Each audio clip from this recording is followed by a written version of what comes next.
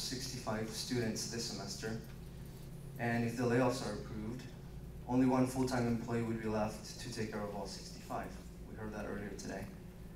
EOPS serves over 1,200 students, which is some 10% or so of our student population. And they have services such as tutoring, a book loan program, computer printing, supervised study hall, A/B testing, ATV testing preparation, and other services.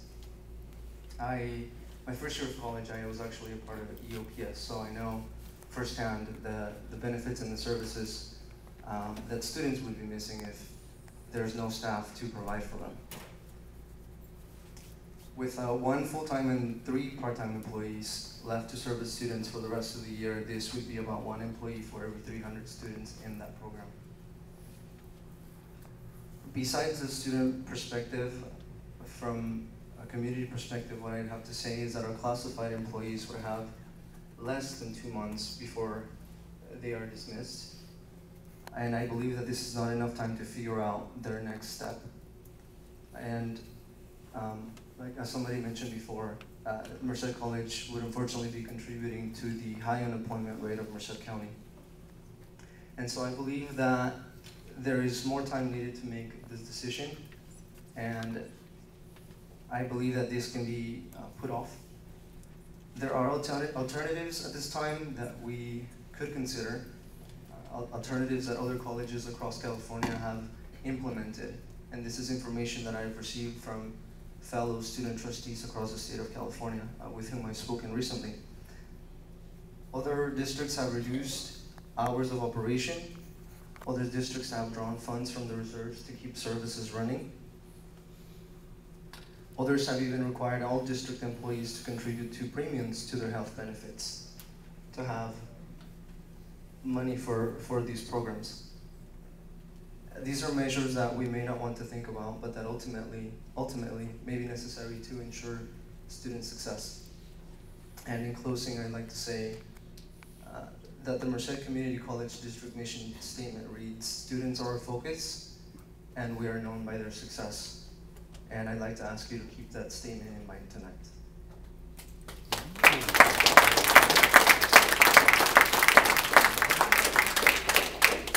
I'd like to amend the motion that we delay a thing until.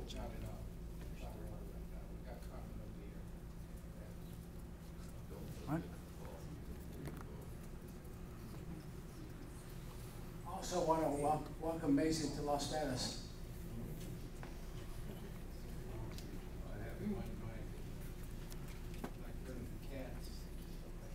Thank you. When I became the trustee for Merced College, I think that some of you know me. I was the happiest person in the whole county. And I accepted because Merced College helped me when I needed to be helped. And I never forgot that.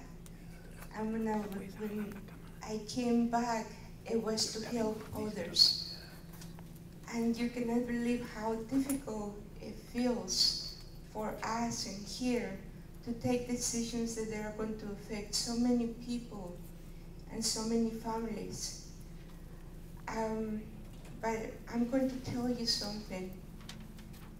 I'm going to trust, personally, I trust the people that we put in front of us, our managers, our president, because I have learned throughout the years that they're just not here for the money. They're here because they care for people. And you know, this is probably the least that you would like to hear, but they have been so beyond the, you know, they have been put together a package of information for the people who are going to be losing their jobs. They're trying to help people and trying to, you know, somehow, this package is that is going to be just a little small contribution to help the people to do something and to find some job soon. I hope the best to all of you, and I hope that you can find, because I know that the skills that you have gained in this college are very valuable, and you are very important people. So good luck to all of you.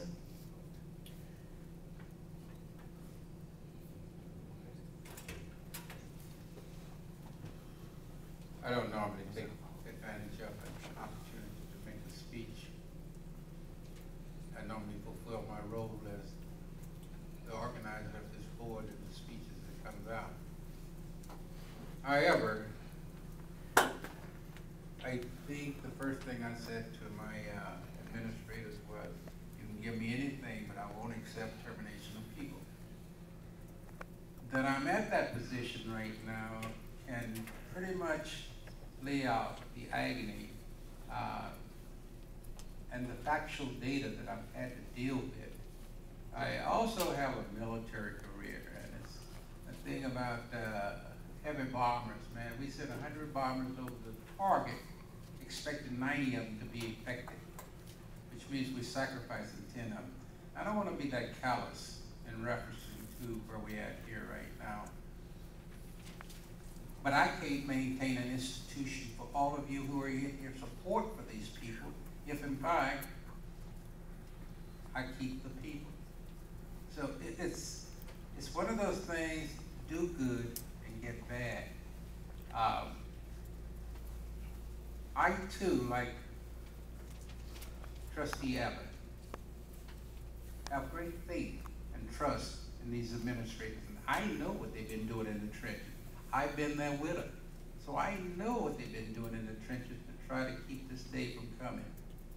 I've been here longer than Gene, 18 years. And my battle cry was that I've never laid off anybody during my watch.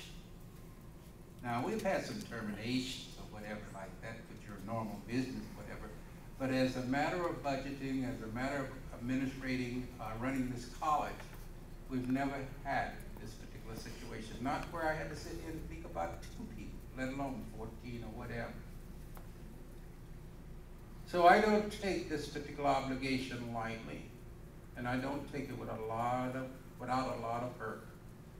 And as I look through the audience out there, it's a lot of personal relationships that I enjoy among the people that are being impacted by these categorical decisions that are coming down. But I just can't get blood where blood is not there. I wish I could. And maybe there are some alternatives. And if you come up with them, I'll praise them. I worked for an organization for about 16 years. I didn't work for it. I serviced an organization for about 16 years. It's a combination of some of the things we're talking about here, called the Association of Regional Center Agencies.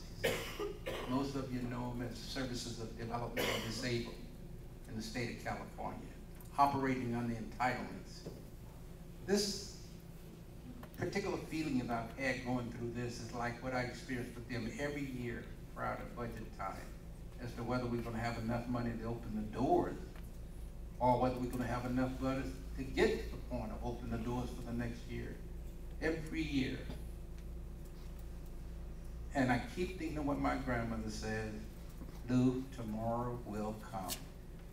Tomorrow will come. And I'm thinking that if tomorrow comes, I'm going to see something better. But I praise you, and I know that all of the logic I use will not do anything to change the emotions that runs strong through this group. It's just not going to do it. But I want to tell you that in this position, I've got to make a logical decision, as much as I would prefer being able to make another decision. Now, Trustee Les, you wanted to offer a friendly amendment, is that what you're saying?